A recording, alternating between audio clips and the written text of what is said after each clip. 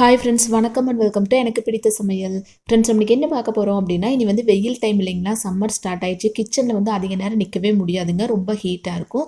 அதனால காலையில் சமையல் செய்யும் போது இந்த சின்ன சின்ன வேலைகள் நம்ம செஞ்சுட்டோம் அப்படின்னா ஈஸியாக கிச்சன்லேருந்து டக்குன்னு வெளியில் வந்துடலாம். அப்படி என்னன்னு பார்க்கலாம் வாங்க.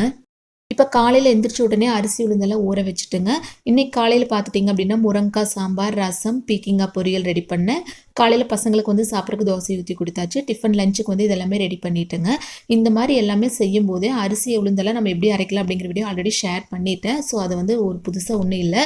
இப்போ வந்து உளுந்து போட்டு விட்டாச்சுங்க. முருங்கைக்காய் சாம்பார் ரெடி பண்ணிவிட்டேன் அந்த சைடில். ரசத்துக்கு வந்து புளியும் தக்காளியும் ஊற வச்சு எடுத்து வச்சுருக்குங்க. பருப்பு தண்ணி எடுத்து வச்சோம் அப்படின்னா ரசம் சூப்பராக இருக்கும். நம்ம சேனல் கூட ஆல்ரெடி நான் வீடியோ ஷேர் பண்ணியிருக்கேன் ஷார்ட்ஸில், நீங்கள் பார்க்கல அப்படின்னா பாருங்கள். இப்போ பசங்களுக்கு வந்து லஞ்சு வந்து டிஃபன் பாக்ஸ் எல்லாமே போட்டாச்சு. வாட்டர் பாட்டில் தண்ணி சேர்த்து ஸ்நாக்ஸ் எல்லாமே ரெடி பண்ணியாச்சுங்க. ஒன்று வந்து லஞ்ச் பேக்கில் எடுத்து வச்சா சரி. இப்போ ரசத்துக்கு அப்படியே வச்சுருந்தேன் இல்லைங்களா, அது வந்து ஃபுல்லாகவே ரசம் ரெடி பண்ணியாச்சு. பீர்க்கங்காய் பொரியலும் ஒரு கடாயிலேருந்து ஒரு சின்ன பாத்திரத்துக்கு மாற்றியாச்சுங்க. அதுக்குள்ளே உளுந்து அரைச்சிருச்சு. எடுத்து ஒரு பாத்திரத்துக்கு மாற்றிட்டு அரிசி போட்டு விட்டாச்சுங்க. இப்போ இதை க்ளோஸ் பண்ணி வச்சுட்டு மற்ற சின்ன சின்ன வேலைகள் நம்ம ரெடி பண்ணிக்கலாம். இப்போ வெயில் இல்லைங்களா, ஸோ ரொம்ப ஹீட்டாக இருக்குங்க. இப்போ காலையில் வந்து சமையல் செய்யறக்கு ஒரு தடவை போடுறது, அதே மாதிரி பாத்திரம் தேய்க்கிறக்கு ஒரு தடவை வர்றது, கேஸ் ஸ்டவ் க்ளீன் பண்ணுறக்கு ஒரு தடவை இல்லாமல் இந்த மாதிரி சின்ன சின்ன வேலைகள் சம்மர் டைமில் செஞ்சு வச்சிட்டோம் அப்படின்னா அதிக நேரம் நிற்காம ஈஸியாக டக்குன்னு எல்லா வேலையுமே முடிச்ச மாதிரி இருக்குங்க. இப்போ அரிசி உளுந்து ரெண்டுமே அரைச்சி உப்பு போட்டு நல்லா மிக்ஸ் பண்ணி இதை க்ளோஸ் பண்ணி எடுத்து வச்சுட்டு அது ஃபுல்லாக நம்ம வாஷ் பண்ணி எடுத்துட்டு அதுக்கப்புறம் பாத்திரமெல்லாம் வாஷ் பண்ணிக்கலாங்க. இப்போ கவுண்டர் டாப் லாஸ்ட்டில் வந்து நான் சிங்க் இருக்கிறதுனால எப்பவுமே பாத்திரம் வாஷ் பண்ணிவிட்டு கிச்சன் கேஸ் ஸ்டவ் கவுண்டர் டாப்பெல்லாம் க்ளீன் பண்ண மாட்டேங்க. ஃபஸ்ட்டு வந்து கேஸ் ஸ்டவ் கவுண்டர் டாப் எல்லாமே க்ளீன் பண்ணிவிட்டு அந்த தண்ணி எல்லாமே அங்கே சேர்த்துட்டு அதுக்கப்புறம் வந்து நம்ம பாத்திரமெல்லாம் வாஷ் பண்ணிட்டோம் அப்படின்னா கொஞ்சம் ஈஸியாக இருக்குங்க. அதிக நேரம் அதாவது 2 டைம் வந்து நம்ம வந்து சிங்க் க்ளீன் பண்ணுற மாதிரி இல்லாமல் ஈஸியாக நம்ம க்ளீன் பண்ணிக்கலாம். இப்போ க்ளீன் பண்ணுறதுக்கு வெயில் டைம் இல்லைங்களா, அதனால் இந்த குட்டி குட்டி எறும்பு அதிகமாக இருக்குங்க. அதுக்காக என்ன பண்ணலாம் அப்படின்னா, லைட்டாக சுடுதண்ணி எடுத்து லைட்டாக கம்ஃபோர்ட்டு கொஞ்சம் கற்பூரத்தையும் பிடிச்சி உள்ளே சேர்த்துட்டு நல்லா தெளித்து ஒரு 5 நிமிஷம் அப்படியே விட்டுருங்க. ரெஸ்ட்டில் விட்டு அதுக்கப்புறம் ஒரு டவல் வச்சு நல்லா இந்த மாதிரி தொடச்சி எடுத்துட்டிங்க அப்படின்னா ஈஸியாக க்ளீன் பண்ணிக்கலாங்க. கேஸ் ஸ்டவ் வந்து ரொம்ப ஒரு மாதிரி இருக்குது அப்படின்னா நீங்கள் ஒரு 10 நிமிஷம் தெளித்து அப்படியே விட்டுற சொல்கிறேன் இல்லைங்களா, அப்படி ஊறிடுச்சு அப்படின்னா நல்லா ஈஸியாக தொடச்சி எடுத்துக்கலாங்க. இன்றைக்கி பார்த்துட்டிங்க அப்படின்னா குக்கரில் வந்து தண்ணி கொஞ்சம் அதிகமாக சேர்த்திட்டு அதனால் குக்கர் மூடி ஃபுல்லாகவே இதாகிடுச்சுங்க. அதனால் கேஸ் ஸ்டவ் ஃபுல்லாக தெரிச்சு ஒரு மாதிரி ஆயிடுச்சு. அதே சமயம் பார்த்துட்டிங்க அப்படின்னா பருப்பு வேக வைக்கும்போது நான் ஒரு தனியாக ஒரு பாத்திரத்தில் தான் வேக வச்சேன். அந்த பாத்திரத்தில் வேக வைக்கும்போது பொங்கி வந்து ஃபுல்லாக கேஸ் ஸ்டவ்வே இதாகிடுச்சுங்க.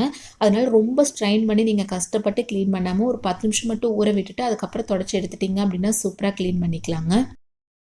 இப்போ வந்து குக்கர்லேருந்து அந்த தண்ணியெல்லாம் தெரித்து ஃபுல்லாக வால் டைல்ஸ் எல்லாமே ஒரு மாதிரி ஆயிடுச்சுங்க. கையோட அதையே க்ளீன் பண்ணிட்டோம் அப்படின்னா அங்கேயும் எறும்பு தொல்லை தொல்லை எதுவுமே இல்லாமல் இருக்கும்.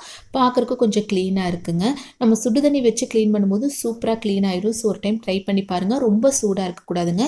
கை பொறுக்கிற சூடு இருந்துச்சு அப்படின்னாவே கரெக்டாக இருக்கும். முடிஞ்ச அளவுக்கு இது வந்து கேஸ் ஸ்டவ் இல்லைங்களா, அதனால் நீங்கள் வந்து ரொம்ப சுடு தண்ணியெல்லாம் போட தேவையில்லை. லைட்டாக கை பொறுக்கிற சூடு எடுத்துக்கலாம். இல்லை கம்ஃபோர்ட்டு கற்பூரம் நீங்கள் சேர்க்கறதுனால நீங்கள் பச்சை தண்ணி கூட வச்சு க்ளீன் பண்ணிக்கலாங்க. இந்த கேஸ் ஸ்டவ்வில் தூக்கி க்ளீன் பண்ணும்போது மட்டும் சுடு தண்ணி யூஸ் பண்ணிக்கலாம். இப்போ ஃபுல்லாகவே கவுண்டர் டாப் ஃபுல்லாகவே கையோட எல்லாமே க்ளீன் பண்ணிட்டோம் அப்படின்னா நமக்கு வந்து அடுத்தது பாத்திரம் மட்டும் வாஷ் பண்ணி எடுத்துக்கலாம்.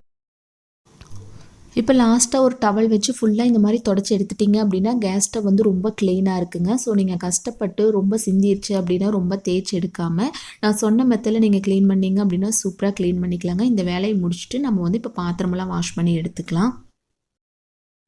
இப்போ இதெல்லாமே நான் ஏன் ஷேர் பண்ணுறேன் அப்படின்னா, நிறைய பேர் கேட்குறீங்க. அதாவது வந்து நீங்கள் வேலை செய்யும்போது நாங்கள் வந்து வேலை செய்கிறதுக்கு வந்து இன்ட்ரெஸ்ட்டே இல்லை அப்படின்னா கூட நீங்கள் பாத்திரம் தேய்க்கிறது, கேஸ் ஸ்டவ் க்ளீன் பண்ணுறது, கவுண்டர் டாப் க்ளீன் பண்ணுறது இதெல்லாமே எங்கள் பார்க்கும்போது நாங்களும் டக்குன்னு எந்திரிச்சு எங்கள் வீட்டில் க்ளீன் பண்ணுற மாதிரி ஒரு ஃபீல் ஆகுதுங்க சிஸ்டர். அதனால தான் நான் வந்து இதெல்லாம் ஷேர் பண்ண சொல்கிறேன் அப்படின்னு நிறைய பேர் கமெண்ட்ஸ்லேயே கேட்குறீங்க. அதே மாதிரி ஹேர் ஆயில் நான் சேல் பண்ணிட்டு இருக்கு இல்லைங்களா, ஹேர் ஆயில் வாங்குறவங்க வாட்ஸ்அப்பில் கால் பண்ணியே கேட்குறீங்க. அந்த பழைய மாதிரி கிச்சன் க்ளீனிங் வீடியோவில் ஷேர் பண்ணுங்க அப்படின்னு அவங்களுக்காக தான் ஷேர் பண்ணியிருக்கேன். எல்லாருமே எல்லாத்து வீட்லேயும் இதெல்லாமே செய்கிறதாங்க, நான் இல்லைன்னு சொல்ல வரல. பட் இந்த மாதிரி வேலைகள் யாராவது செய்யும்போது நமக்கு கொஞ்சம் இன்ட்ரெஸ்ட் வரும் இல்லைங்களா, அதுக்காக தான் யூஸ்ஃபுல்லாக இருக்கும் அப்படிங்கிறக்காக தான் ஷேர் பண்ணுறேன். இப்போ வெயில் டைம் கேஸ் ஸ்டவ் பக்கத்துலேயும் மட்டும் அந்த குட்டி குட்டி எறும்பு தொல்லை இல்லைங்க, இந்த சிங்க் பக்கத்துலேயும் ரொம்ப அந்த மாதிரி பிரச்சனை இருக்குது. அதுக்காக என்ன பண்ணலாம் அப்படின்னா, அந்த வேஸ்டேஜ் எல்லாம் போடுற பாக்ஸில் இது ஆல்ரெடி நிறைய வீடியோ நான் சொல்லியிருக்கேன். இந்த மாதிரி ஒரு கவர் போட்டுட்டு அதுக்கு மேலே லைட்டாக பேக்கிங் சோடா போட்டுட்டிங்க அப்படின்னா அந்த குட்டி குட்டி எறும்பு கரப்பாம்பூச்சி தொல்லை எதுவுமே இல்லாமல் இருக்குங்க. வேஸ்டேஜ் எல்லாம் போட்டு நீங்கள் அந்த கவர் மட்டும் தூக்கி வெளியில் போட்டுடலாம். இப்போ சிங்க்கில் வந்து கரப்பாம்பூச்சி வருது அப்படின்னு நிறைய பேர் சொல்லியிருக்கீங்க இல்லைங்களா? அதுக்காக என்ன பண்ணலாம் அப்படின்னா, நைட் டைமில் பாத்திரமெல்லாம் வாஷ் பண்ணி முடிச்சுட்டு என்ன பண்ணலாம், சிங்க் ஃபுல்லாக க்ளீன் பண்ணிவிட்டு கொஞ்சமாக சுடு தண்ணியில் ஷாம்பு, கம்ஃபோர்ட்டு இந்த மாதிரி எது வேணாலும் சேர்த்துக்கலாங்க. அதோட லைட்டாக பேக்கிங் சோடா, கட்புரத்தி பொடி பண்ணி உள்ளே சேர்த்துட்டு இந்த மாதிரி ஊற்றி விட்டு அதுக்கப்புறம் தண்ணி எதுவும் ஊற்ற தேவையில்லைங்க. அப்படியே விட்டுட்டீங்க அப்படின்னா அதோட ஸ்மெல்க்கு வந்து கரப்பாம்பூச்சி தொல்லை எந்த ப்ராப்ளம் இல்லாமல் இருக்கும். ஸோ ட்ரை பண்ணி பாருங்கள். அவ்வளோதாங்க. நீங்கள் ஃபஸ்ட்டு பார்த்த கிச்சனுக்கும் இப்போ பார்க்குற கிச்சனுக்கும் சூப்பராக நம்ம க்ளீன் பண்ணிட்டு இல்லைங்களா? இப்போ எல்லாமே சின்ன சின்ன பாத்திரத்துக்கு மாற்றியாச்சுங்க. மாவு அரைச்சாச்சு. அவ்வளோதான். சூப்பராக எல்லா வேலையும் முடிச்சாச்சு. நெக்ஸ்ட் வீடியோவில் பார்க்கலாம். பாய்.